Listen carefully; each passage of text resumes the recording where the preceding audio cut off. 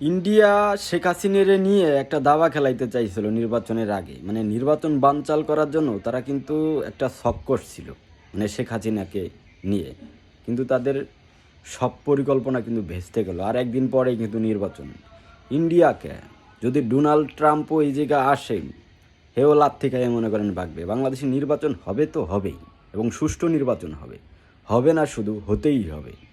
কারণ দিল্লির ওই গোলামি বাংলাদেশ আর করবে না। দিল্লির দাসত্ব থেকে বাংলাদেশ একবার মুক্ত পেয়েছে, আর কোনো দিন কোনো সরকার জীবন্ত অবস্থায় দিল্লির দাসত্ব আর করবে না। কারণ দিল্লির দাসত্ব থেকে আজ আমরা মুক্ত, শেখ হাসিনাকেও তাড়াইছি, দিল্লির দাসত্ব থেকেও আমরা মুক্তি পেয়েছি। এখন ভারত ওই দূরে বসে যতই শেখ হাসিনাকে নিয়ে পরিকল্পনা করুক আর ছক কষুক, ডাজেন্ট ম্যাটার, ওইগুলো আমরা কেয়ার করি না, ডোন্ট কেয়ার।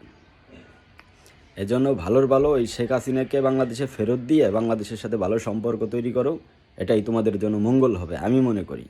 কারণ ওই দিল্লিতে বইসে ওই যে মনে করেন বাংলাদেশের হোগায় বাস দেওয়ার পরিকল্পনা করে এটা সময় লস করা ছাড়া কিছুই না। এই জন্য যত দ্রুত সম্ভব শেখ হাসিনাকে ফেরত দিয়ে বাংলাদেশের সাথে একটা সুসম্পর্ক তৈরি করো, এতে তোমাকেও ভালো হবি, আমাকেও ভালো হবি। বিষয়টা বুঝলে বুঝ, না বুঝলে তরমুজ।